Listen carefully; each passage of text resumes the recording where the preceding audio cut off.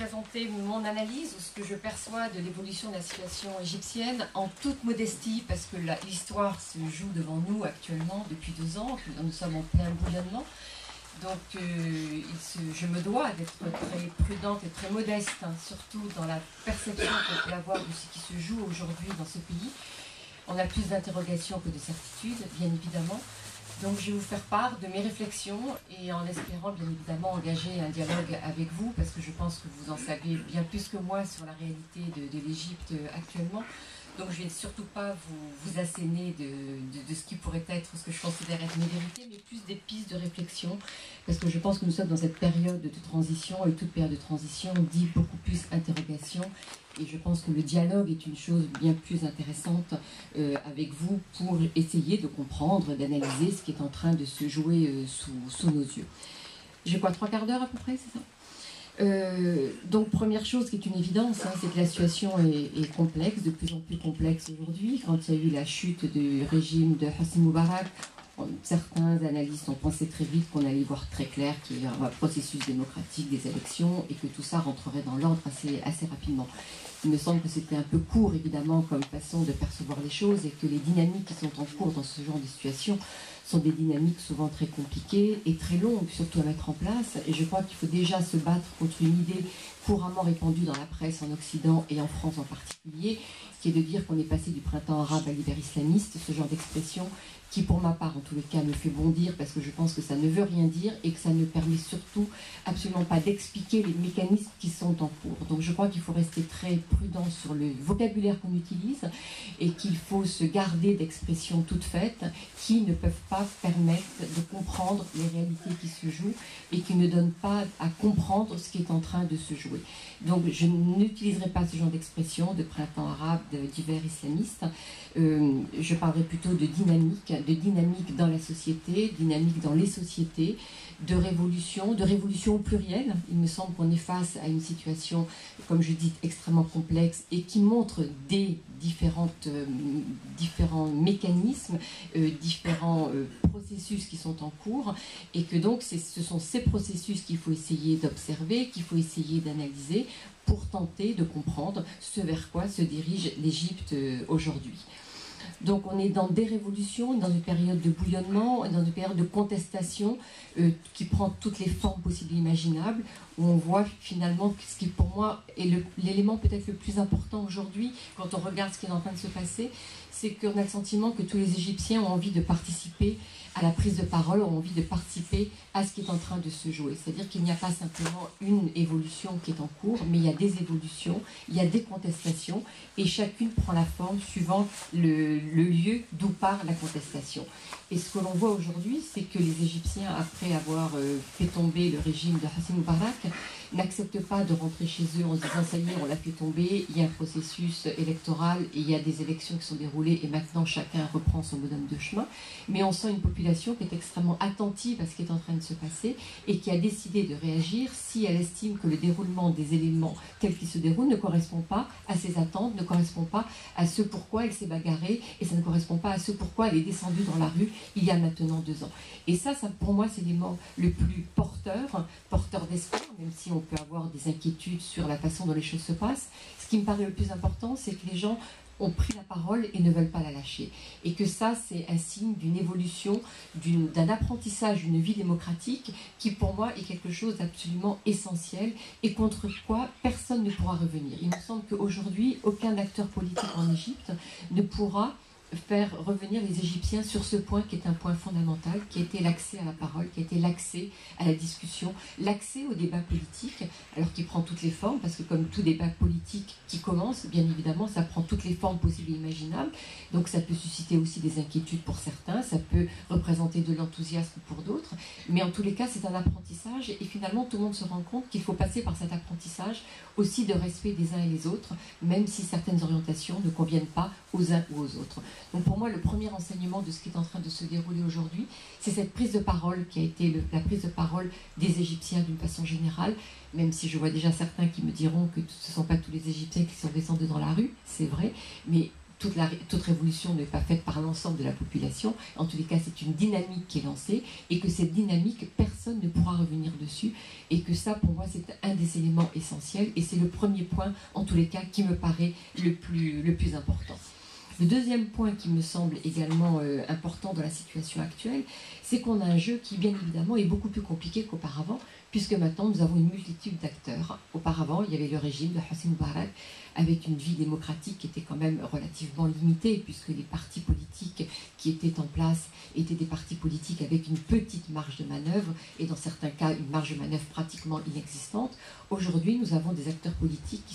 qui viennent de différents horizons, et avec tout ce que ça implique aussi, bien évidemment, de dialogue, mais de complexité, et c'est la raison pour laquelle, aujourd'hui, on ne voit pas encore très bien ce vers quoi on se dirige, parce que nous avons différentes forces politiques sur lesquelles nous reviendrons avec une complexité de plus en plus grande, avec des partis politiques qui se créent, des scissions qui se créent très rapidement, et un paysage qui aujourd'hui est extrêmement complexe, varié, mais qui, là encore, pour moi en tous les cas, est le signe d'un apprentissage de cette vie démocratique, et que ça me paraît très important de passer par cette étape, même si on peut imaginer qu'à terme, il y a sûrement des partis qui finiront par disparaître, ou qui n'auront pas forcément l'audience nécessaire qui leur permettront de s'installer dans la durée, mais que cette première étape de cette volonté des uns et des autres de s'exprimer, de prendre la parole et d'essayer de défendre des idées, me paraît là aussi être le signe d'une vitalité extrêmement importante, extrêmement intéressante, et qu'au-delà des inquiétudes que peuvent ressentir certains, pour moi, ce qui est essentiel, c'est que ce dialogue puisse avoir lieu, que cette volonté d'exprimer des idées et de pouvoir exprimer des idées qui n'avaient pas cours auparavant parce que le cadre ne le permettait pas, est un point aussi important de ce fameux apprentissage dont je parlais à l'instant. Alors, ce qui est très significatif aussi, c'est que ce qui se passe depuis 2 ans a remis en cause ou en question, en tous les cas, quelques idées qu'on pouvait avoir sur l'Égypte. Là, quand je parle ainsi, je parle du point de vue de l'observateur occidental, bien évidemment. Pour les Occidentaux ou les Français, puisque je suis française, il y avait une idée qui était très, très simple, qui était de dire, bon, l'Égypte est dirigée évidemment par Hosni Moubarak, qui gère la situation avec une certaine autorité, mais qu'on ne remet pas en question parce que des fondamentaux sont préservés, que l'armée joue un rôle essentiel dans ce système politique, qu'elle a l'autonomie qu'elle a et qui lui permet de gérer ses affaires comme elle l'entend. Au bout de 2 ans de révolution, ou en tous les cas de changement de système en Égypte, on s'aperçoit que l'armée qui avait ce rôle politique, économique et social essentiel, d'une certaine manière, ne s'est pas écroulée parce que l'institution reste, bien évidemment, mais que d'un point de vue politique, cette institution militaire n'a plus le rôle qu'elle avait du temps de Moubarak, et qu'on pensait que l'armée réagirait beaucoup plus aux évolutions telles qu'elles se sont déroulées depuis 2 ans. Or, on s'est aperçu que Morsi a réussi à faire partir, si je puis dire, le CFCA de son rôle politique, en remettant l'armée pour l'instant, en tous les cas, dans son rôle, qui est le rôle donc de défense évidemment du territoire, tout en lui laissant évidemment la composante économique, qui est une composante essentielle de sa réalité, mais ce qui représentait comme une espèce de monstre absolument ingérable, a retrouvé une place plus naturelle dans un mode de fonctionnement démocratique. Et ça, il me semble que c'est une des idées, en tous les cas, qui est remise en question par les bouleversements depuis 2 ans, où l'Égypte n'a pas le rôle, enfin l'armée, pardon, n'a pas ce rôle absolument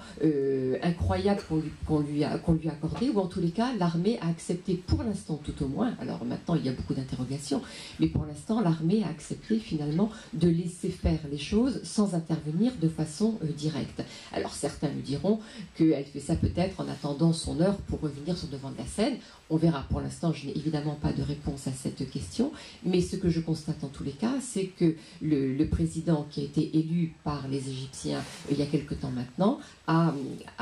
réussi, ou en tous les cas a remis l'armée dans une situation différente de celle qu'elle avait auparavant du temps de l'ancien régime, pour reprendre une expression qu'on entend assez souvent. Alors, ce qui me frappe, moi, dans ce déroulement depuis 2 ans, c'est que, en dépit de toutes les interrogations que l'on a, il y a un processus électoral qui a réussi à se dérouler dans des conditions qui sont quand même des conditions tout à fait respectables et respectées, et que ce processus électoral a réussi à se dérouler sans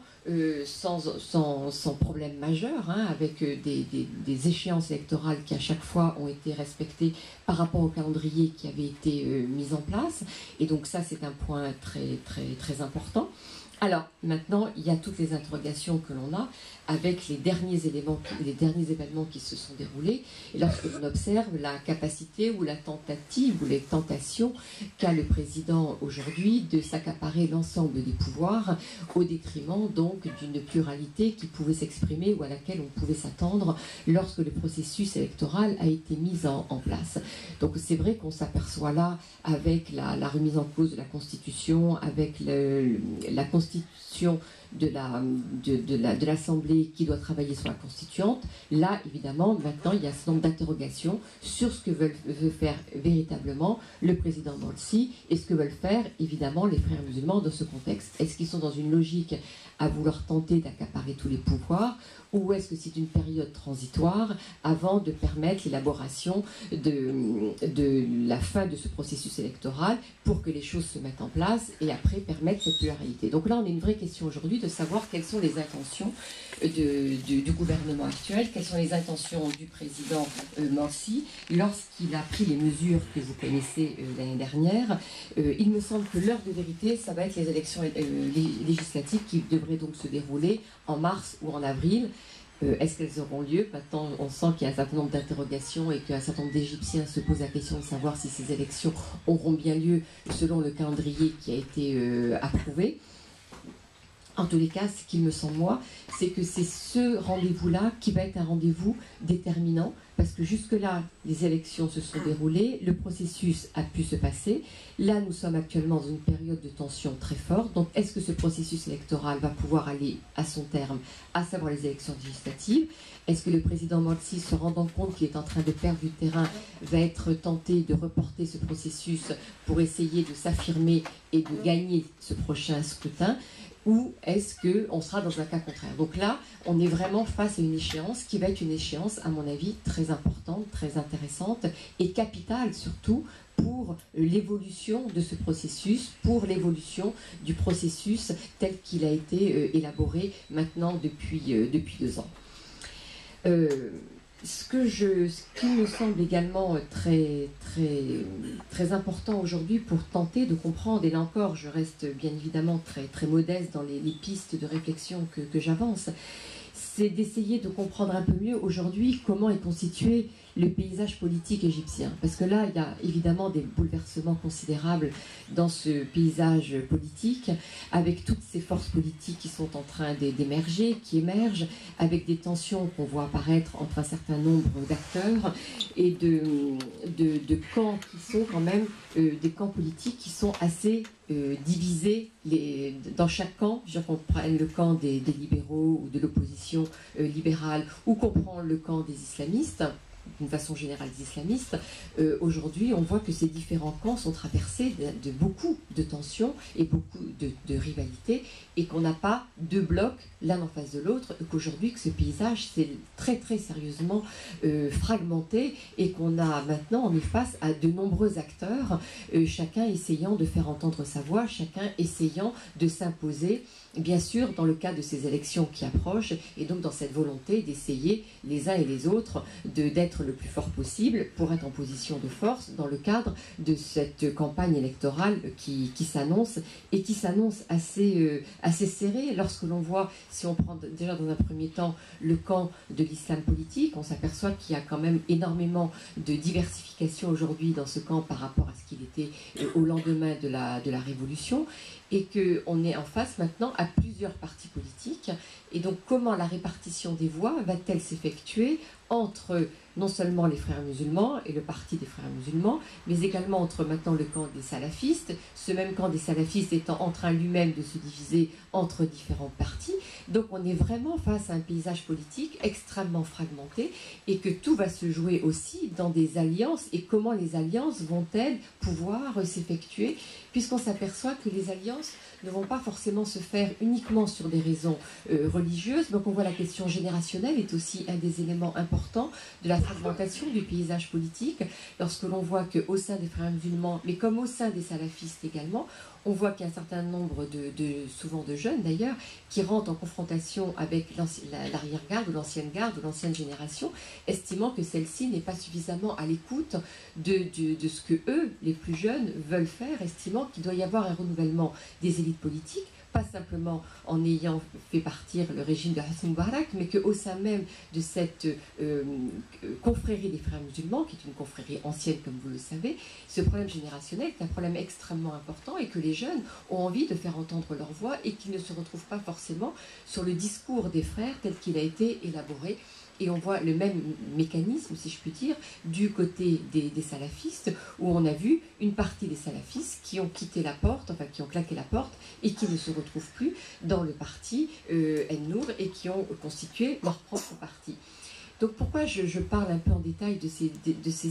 différents éléments, c'est que là encore, pour moi, ça fait partie de ce que j'appelle le bouillonnement que connaît l'Égypte aujourd'hui, et de cette volonté de tout Égyptien qui se sont concernés par la phase actuelle de débat, a envie de prendre part à ces débats, a envie d'apporter sa réflexion et de pouvoir participer à ce qui est en train de se jouer. Et c'est ça qui est véritablement essentiel, c'est cette volonté comme s'il y avait aussi des années à récupérer, hein, c'est-à-dire qu'il y a eu privation quand même d'un vrai débat politique pendant des années avant la chute de ce régime, et qui a donc aujourd'hui de la part des anciens qui étaient plus habitués au jeu politique, étant pour certains d'entre eux dans l'opposition, mais pour les jeunes, on voit bien qu'il y a aussi cette volonté d'être partie prenante et de ne pas se laisser faire, j'allais dire, par les plus anciens qui ont l'habitude de ce jeu politique, qui ont l'habitude de la dialectique, mais qui ne laissent pas forcément suffisamment de place à ces nouveaux acteurs qui estiment qu'ils ont leur mot à dire et qui ont envie de profiter de ce bouillonnement pour faire entendre leur voix. Pardon, je suis un peu désolée parce qu'en plus j'ai un rhume pas possible et il faut que je boive de temps en temps.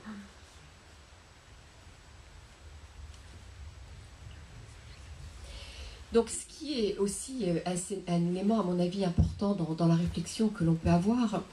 c'est lorsqu'on revient au tout début de la Révolution, les premiers jours de la contestation Place Tahrir. On a beaucoup dit que les frères musulmans n'étaient pas du tout présents, que les gens étaient descendus dans la rue et que les frères musulmans ont récupéré ensuite le mouvement en essayant de le reprendre à leur compte, puisqu'ils n'avaient pas été dans les premiers à se mobiliser, ce qui est tout à fait juste. Et ce qu'on a vu ensuite, bien évidemment, c'est que les frères musulmans, étant eux une force politique organisée, avaient récupéré une partie de cette mobilisation et de cette contestation. Mais il me semble encore que lorsque l'on voit la mobilisation qui continue aujourd'hui de la part d'une partie des Égyptiens, ça veut bien dire qu'ils ne veulent pas se laisser récupérer par une force politique, quelle qu'elle soit, même si c'est la force politique des frères musulmans et que les frères musulmans ont été majoritaires dans le cadre des élections. On voit bien qu'aujourd'hui, les Égyptiens ne veulent pas simplement se laisser récupérer, mais estiment qu'ils doivent encore avoir leur mot à dire et que si la situation n'évolue pas comme ils souhaitent qu'elle évolue, ils ont la possibilité de le faire, ils ont la possibilité de continuer à descendre dans la rue et continuer à faire entendre leur voix. Donc là, il me semble que, bien évidemment, c'est l'acquis majeur de cette révolution et que cet acquis-là, personne ne pourra, à aucun moment, me semble-t-il, en tous les cas, le remettre en question. Et on le voit encore aujourd'hui dans les mobilisations qui sont en train de s'effectuer, qu'elles se passent au Caire ou ailleurs. Cette mobilisation, elle, ne s'arrête pas. Ce qui est frappant en revanche, c'est de voir comment aujourd'hui le gouvernement de Mohamed Morsi essaye de gérer cette situation et on le sent quand même assez démuni face à cette mobilisation qui continue et comme s'il ne savait pas comment réagir finalement face à cette tension qui apparaît et face à son incapacité à complètement gérer la situation et à ramener le calme finalement, parce que c'est quand même la situation très, très bouillonnante que l'on voit, mais plus que bouillonnante, par moments insurrectionnelle. Quand on voit les événements qui se sont passés ces derniers jours, ce sont des événements extrêmement graves et qui, moi en tous les cas, me donnent le sentiment d'une d'une difficulté ou d'une incapacité du président actuel à gérer cette situation, comme si, alors qu'il voit qu'il y a un feu qui va commencer au Caire, il essaye de l'éteindre, mais en provoquant un ailleurs, parce que les mesures n'ont pas été prises pour éviter qu'il ne parte ailleurs. Et on a l'impression qu'aujourd'hui, on est dans une gestion vraiment à très court terme, d'essayant de régler les problèmes dès qu'ils apparaissent, mais sans qu'il y ait aucune anticipation et sans qu'il y ait aucune prospective par rapport aux événements qui sont en train de se dérouler. C'est pour ça que je dis qu'on a le sentiment de quelqu'un qui ne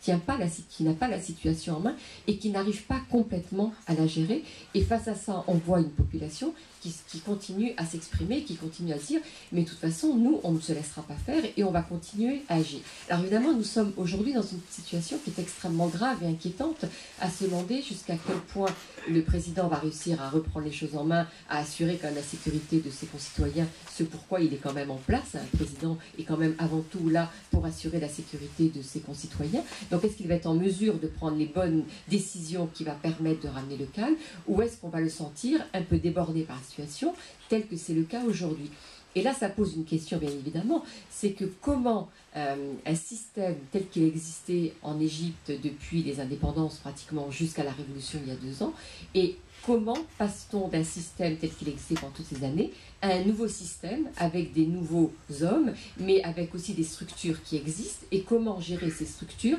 pendant cette période de transition? C'est-à-dire, quels sont les relais dont bénéficie Mohamed Morsi pour travailler et pour diriger le pays comme il essaye de le gérer? Est-ce qu'il y a des résistances dans un certain nombre de secteurs et de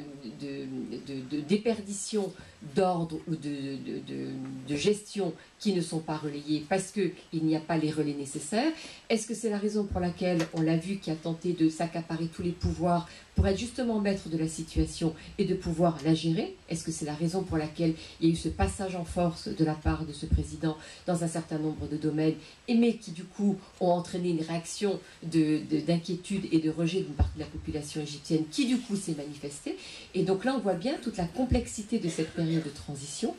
parce qu'un président élu a besoin de s'appuyer sur des administrations, a besoin de s'appuyer sur des services. Est-ce que les services suivent? Est-ce que les administrations suivent? Est-ce qu'il y a de la résistance? Comment fonctionnent les forces de sécurité? Donc ce sont toutes ces questions qui sont posées aujourd'hui pour savoir dans quelle mesure il a la capacité et l'autorité sur les services en question, sur les administrations en question, pour pouvoir assurer son autorité et pour pouvoir assurer la sécurité de la population. Donc aujourd'hui, sur des questions comme ça, moi évidemment j'ai beaucoup plus d'interrogations que de réponses, puisque je ne suis pas dans le cœur de ce système. Mais ce qui est frappant, c'est de voir que ce président,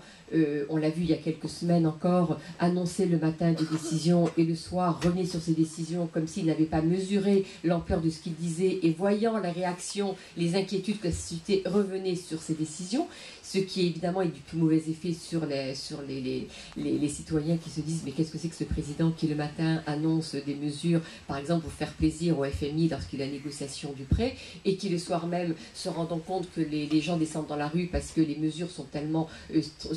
sévères à l'égard de la population que la population ne peut pas les accepter, et qui du coup revient sur ses décisions. Donc on voit bien qu'on a un président qui a tenté ce coup de force en prenant un certain nombre de pouvoirs et pratiquement l'ensemble des pouvoirs, et qui en même temps, ce président, même en étant passé en force auprès des institutions pour les contrôler,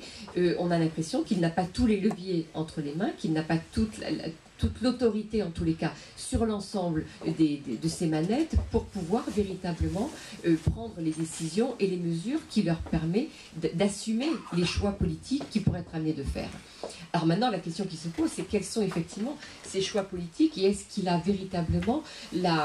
est-ce qu'il y voit clair dans ce qu'il souhaite faire, ou est-ce qu'on est encore dans cette période de transition, et une période pour laquelle finalement on a pu, là aussi, lui ne sait pas encore très bien ce vers quoi il va et avec quels moyens il va. Ce que l'on sait, c'est qu'il y a une forte demande aujourd'hui de la part des Égyptiens d'un retour à la normale, d'une vie normale, pour que l'économie reparte. On voit bien qu'aujourd'hui, le drame quand même de la situation égyptienne, c'est la situation économique qui est absolument dramatique, puisque 2 des 4 rentes de l'économie égyptienne sont en mauvaise posture. Je parle bien évidemment du du tourisme et des remises des travailleurs étrangers, mais également des investissements. Donc on voit bien que la grande difficulté aujourd'hui de l'Égypte, c'est de savoir comment sortir de cette situation économique dramatique. Les investisseurs ont très peur, n'ont aucune envie de venir tout de suite en Égypte, se posant plus de questions sur ce qui est en train de se passer et n'ayant pas vraiment de visibilité, du coup hésitent à venir en Égypte. Et je parle de ça parce que j'ai eu des discussions récemment avec un certain nombre de grosses entreprises françaises qui avaient l'habitude de travailler en Égypte et qui me disaient, bon, mais est-ce qu'on doit y aller ou est-ce qu'il faut attendre d'y voir un petit peu plus clair avant de retourner et avant de continuer ou de reprendre des investissements sur lesquels nous travaillions auparavant. Donc la question des investissements est une vraie question évidemment essentielle et essentielle pour le devenir du pays, tout comme le tourisme, puisque les ressources touristiques sont essentielles à la bonne marche de l'économie du pays. Et aujourd'hui, c'est vrai qu'un certain nombre d'Occidentaux, en tous les cas, hésitent à aller passer des vacances à Luxor ou au Caire, se demandant comment les choses vont évoluer. Donc la question économique est une question déjà évidemment essentielle, puisque quand je dis question économique, je dis évidemment aussi question sociale. Et là encore, pour les frères musulmans, c'est un vrai défi qui se pose à eux, parce que dans le cadre des élections qui devraient donc se dérouler en mars ou en avril,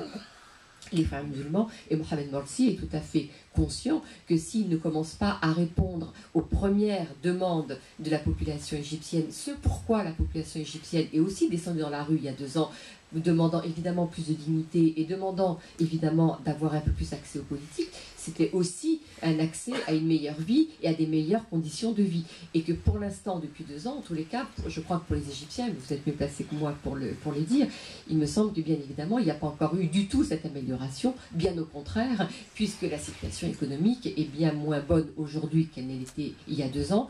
Ce qui est aussi normal en période de transition, hein. On ne peut pas tout avoir d'un seul coup, aussi bien un changement politique et une situation économique qui devient excellente du jour au lendemain. Donc on le sait bien, dans un processus long. Mais pour les populations qui n'ont pas de travail, le processus long, ça ne veut rien dire. Et ce que veut la population, ce sont des résultats immédiats, rapides, d'amélioration de la vie au quotidien. Or, aujourd'hui, on s'aperçoit que, évidemment, la situation économique n'est pas bonne, que même le FMI qui est en train de négocier avec l'Égypte, pour l'instant, cet accord n'est pas encore en train de se mettre en place parce que des conditions évidemment sont posées par l'institution internationale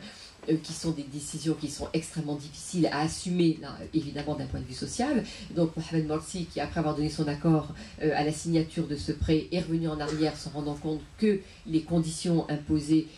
feraient là encore descendre la population dans la rue et qu'il n'avait pas du tout envie de prendre ce risque. Donc qu'est-ce qui se présente aujourd'hui comme alternative? Il n'y en a pas énormément d'alternatives. Et qu'est-ce qu'on voit aujourd'hui? Les pays du Golfe qui sont en train évidemment de proposer des prêts, qui sont en train de proposer leur aide pour passer cette période transitoire difficile. La difficulté, ou en tout cas l'interrogation là encore qu'on peut avoir dans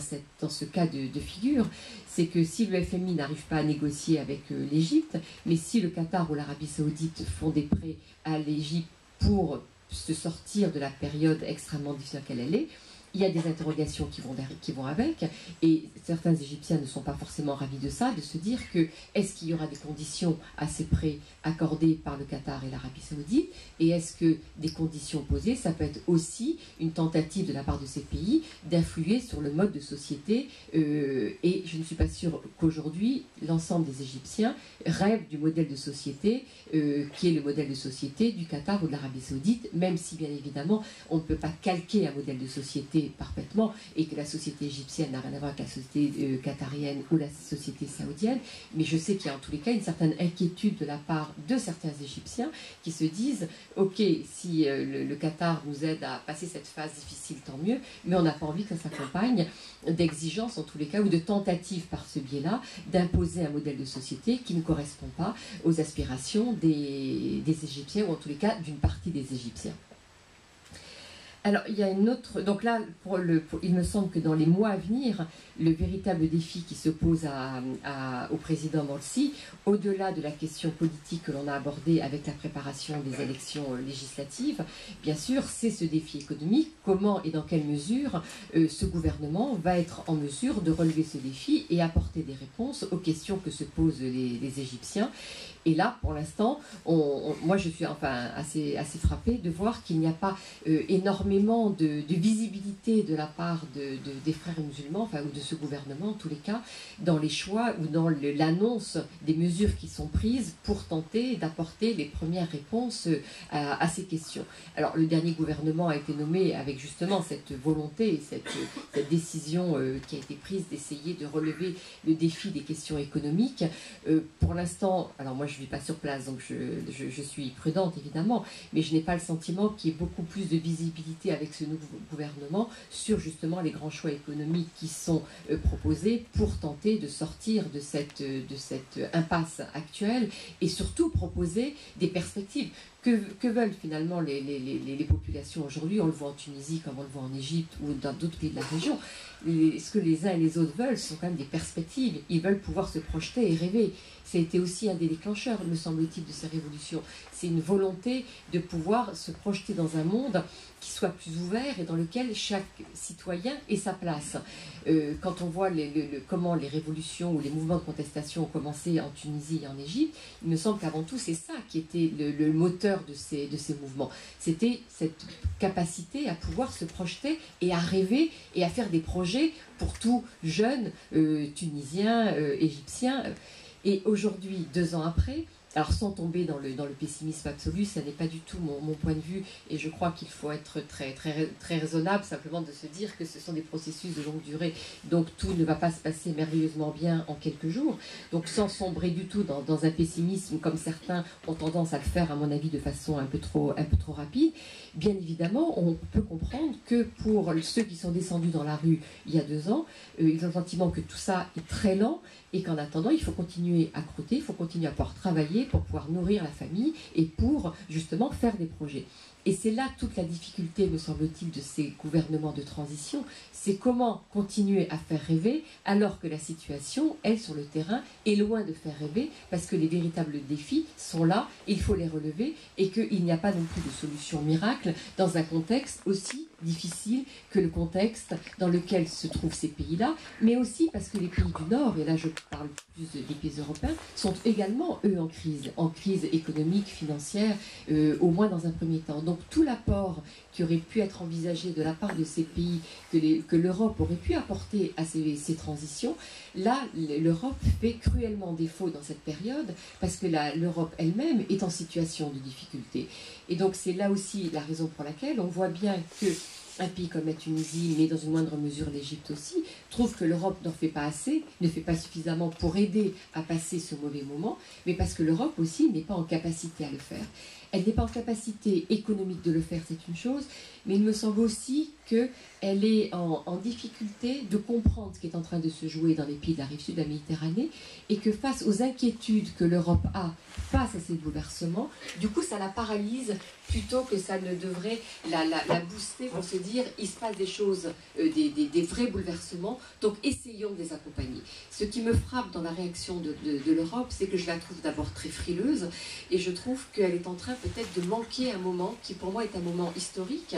qui sont ces bouleversements sur la rive sud, et qu'il me semble que l'Europe devrait beaucoup plus accompagner ces transitions que d'être dans cette position de repli et d'inquiétude qu'elle a. Alors, elle a une attitude d'inquiétude. On voit bien pourquoi. Parce qu'elle ne connaît pas les gens qui arrivent maintenant en place. Elle ne connaît pas ces nouvelles élites. Elle ne connaît pas ces nouveaux responsables qui sont issus de ces processus électoraux. L'Europe est habituée à traiter avec Hosni Moubarak, avec Ben Ali, avec tous ces responsables, ces présidents de la République, avec lesquels elle s'était habituée à travailler depuis 20, 30 ou 40 ans, et avec lesquels il y avait les mêmes codes. Aujourd'hui, évidemment, avec les nouvelles élites qui sont en train d'apparaître dans ces pays-là, on voit bien qu'il y a une incapacité à les connaître, parce que pendant toutes ces années, nous, Européens, nous n'avons pas voulu discuter avec les responsables des frères musulmans, estimant que ceci n'était pas fréquentable et qu'ils étaient trop loin des idées que nous partagions. Alors, c'est une position qui est tout à fait respectable, je ne la remets pas en question, mais simplement le constat qu'on peut en faire aujourd'hui, c'est de se dire que de s'être privé d'un minimum de relations avec les responsables de partis politiques qui étaient comme des partis politiques qui existaient, on s'est privé de toute capacité à les connaître, et du coup, on s'est privé de tout dialogue et de tout contact qui permettrait quand même d'avoir un dialogue, puisqu'on se doit aujourd'hui d'avoir un dialogue avec ces gouvernements, puisqu'ils sont issus eux-mêmes de processus électoraux donc, qui ont été choisis par les populations concernées. Donc on ne peut pas dans un même temps demander à ce que des processus démocratiques se déroulent, et lorsqu'ils se déroulent avec des responsables qui émergent, qui ne correspondent pas à nos idées, de les balayer d'un revers de main en disant qu'ils n'existent pas. Et donc là, c'est vrai que l'Europe se retrouve aujourd'hui embêtée, si je puis dire, parce qu'elle n'a pas le contact avec ces nouvelles élites, elle n'a pas le contact avec ce nouveau personnel politique dont elle se méfie, dont elle s'est méfiée longtemps, dont elle se méfie, je crois, quand même encore largement, même si on s'aperçoit bien qu'à l'épreuve de la réalité du pouvoir, évidemment, le discours et la réalité va beaucoup évoluer et qu'il y a moyen de discuter, évidemment, de négocier avec ces gouvernements, quitte à mettre des conditions, si on estime d'ailleurs qu'il y a des points sur lesquels on ne veut pas accepter n'importe quoi. Je veux dire, chaque pays est maître et a tout à fait toute l'attitude à dire il y a tel ou tel point sur lesquels moi je n'accepte pas de négocier si tel ou tel point est remis en question par les autres. Mais l'important, c'est de pouvoir au moins dialoguer, l'important, c'est de pouvoir au moins avoir le contact avec ce nouveau personnel politique pour pouvoir réfléchir à la façon de gérer la relation nouvelle qu'on peut avoir avec ces pays. Et c'est en ça qu'il me semble qu'on s'est privé pendant des années de ce dialogue critique qu'il fallait avoir. Hein. Il ne s'agit pas d'avoir un dialogue béat, mais un dialogue critique qui permet tout au moins, en tous les cas, de faire en sorte, aujourd'hui où ces élites sont au pouvoir, d'avoir la possibilité de leur dire « Non, là, il y a des choses que nous ne pouvons pas accepter. C'est notre choix, comme vous avez le choix de ne pas accepter telle ou telle chose. » Or là, il me semble qu'on est plus dans une position de repli, d'inquiétude, d'attentisme, et que cette position d'attentisme et d'inquiétude, à mon avis, peut être à terme grave pour nous, mais pour les pays également du Sud, parce que ce dialogue est un dialogue, à mon avis, essentiel. Les pays nord de la Méditerranée ne peuvent pas vivre sans les pays du Sud, et vice-versa. Nous sommes dans une relation, de toute façon, complètement liée, et même si les instruments qui avaient été utilisés jusque-là de cette relation n'ont pas fonctionné, je pense bien évidemment à l'Union pour la Méditerranée, qui n'a pas été une réussite dans la conception du projet et dans la concrétisation de ce projet, il n'en demeure pas moins que cette relation est absolument indispensable, aussi bien pour les Européens que pour les Tunisiens, les Marocains, les Égyptiens et l'ensemble des pays de la rive sud. Donc on se doit dans cette période de transition à tenter de maintenir ce dialogue et de réfléchir à des nouveaux outils de la relation entre ces deux rives, parce qu'on ne peut absolument pas se permettre de se tourner le dos et on ne peut pas non plus laisser, me semble-t-il, en tous les cas, et ça c'est plus partie de mes convictions, on ne peut pas laisser les pays de la rive sud de la Méditerranée complètement coupés de l'Europe parce qu'on a des intérêts qui sont liés et du coup contraindre d'une certaine manière ces pays du Sud à se retourner uniquement vers le Qatar et l'Arabie Saoudite ou vers les pays du Golfe d'une façon plus générale, parce qu'on aurait tendance à être nous trop frileux dans la relation que l'on a en ce moment avec eux, pour les raisons que j'ai évoquées jusque-là, à savoir ce changement de personne politique et cette incompréhension, d'une certaine manière, que nous, Européens, nous pouvons avoir vis-à-vis de ces bouleversements. Donc, quand on avait dit, souvenez-vous de cette expression que j'avais trouvée très, très jolie au lendemain de la révolution en Tunisie et en Égypte, où j'entendais des intellectuels égyptiens que vous devez connaître, Mahmoud Hussein, parlant de la nécessité de changer de logiciel dans notre façon de regarder ce qui se passe dans la rive sud de la Méditerranée. Je crois qu'effectivement, ce changement de logiciel, les politiques européens ont le plus grand mal à l'effectuer, ont le plus grand mal à essayer de prendre en compte cette nouvelle réalité. Je ne dis pas qu'elle est facile, je ne dis pas que c'est un exercice facile, bien évidemment que non, c'est pas évident quand on ne connaît pas les uns les autres, mais qu'il ne faudrait surtout pas, ça c'est la grande hantise, et je crois qu'il ne faudrait surtout pas qu'on manque ce train actuellement, qu'on manque de comprendre ce qui est en train de se jouer, pour que ces évolutions se passent à deux et non pas chacun dans son coin avec un sentiment d'incompréhension qui pourrait continuer à grandir. Ah, vous allez me dire que ça, ce sont des belles paroles, mais que concrètement, comment faire? Et c'est vrai qu'il y a aussi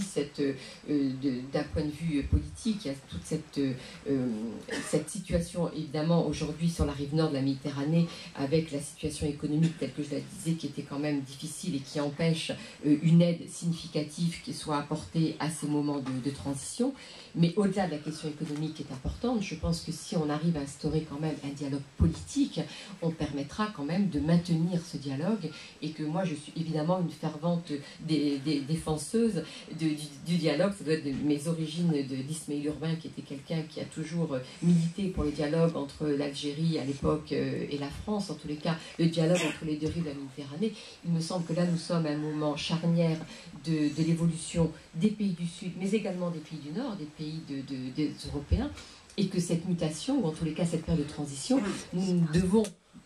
par tous les moyens possibles, la faire ensemble pour permettre de continuer à cheminer ensemble et faire en sorte que ce développement, ce co-développement, on continue à le faire ensemble et non pas qu'on pousse les uns et les autres à chacun se retrancher chez lui et éviter l'incompréhension qui, à mon avis, peut être le danger le plus grand, surtout lorsque l'on voit les images à la télévision, comme on peut en voir en ce moment assez régulièrement, de ces manifestations et qui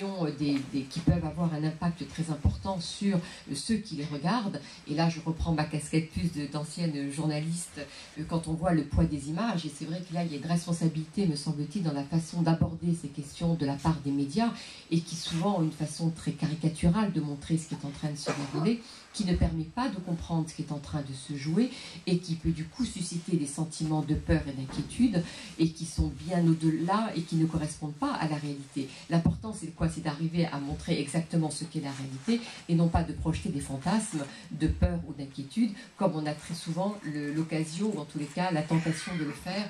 ici d'une façon caricaturale, même si bien évidemment il y a certains, il ne faut pas réduire le traitement de la presse de cette façon-là, mais je suis quand même frappée de la façon dont on montre en tous les cas en Europe et en France en particulier tous les bouleversements qui se déroulent dans le monde arabe aujourd'hui de façon quand même souvent très, très caricaturale et qui mérite quand même que ce soit beaucoup plus nuancé, parce que je reviens à ce que je disais au départ et qui va être ma conclusion avant qu'on engage le dialogue, c'est que ce qui me paraît moi le point le plus important, c'est ce bouillonnement et cette volonté d'appropriation de l'histoire des Égyptiens aujourd'hui par eux-mêmes, et que ça c'est quelque chose qu'on ne remettra pas en question, que personne ne remettra en question, avec évidemment les excès qu'il peut y avoir de temps en temps. Il ne s'agit pas de minimiser les violences qui se déroulent aujourd'hui en Égypte et les inquiétudes qu'elles suscitent, elles sont réelles et elles sont tout à fait justifiées, mais il n'en demeure pas moins qu'il y a eu une volonté de la part des Égyptiens de prendre leur destin en main et puis de tourner une page de leur histoire et d'ouvrir une nouvelle page et de commencer à écrire une nouvelle page. Et donc comme toute nouvelle page qui commence à s'écrire, ça peut être douloureux, ça peut être compliqué, ça peut être par moments très calme et très bien et d'autres moments extrêmement difficiles. Mais moi, je voudrais simplement peut-être conclure en disant, faisons confiance à ceux qui sont descendus dans la rue, faisons confiance à cette mobilisation qu'il y a eu dans la rue, même si elle ne concerne pas l'ensemble des Égyptiens. Il y a eu une volonté, en tous les cas, d'une grande partie de cette population égyptienne à se bouger. Et donc, faisons-lui confiance dans la poursuite, dans la vigilance qu'elle exerce tous les jours par rapport aux décisions qui sont prises et par rapport à des annonces qui sont faites. Moi, ce qui me paraît le plus fondamental, c'est cette extraordinaire mobilisation et vigilance de la population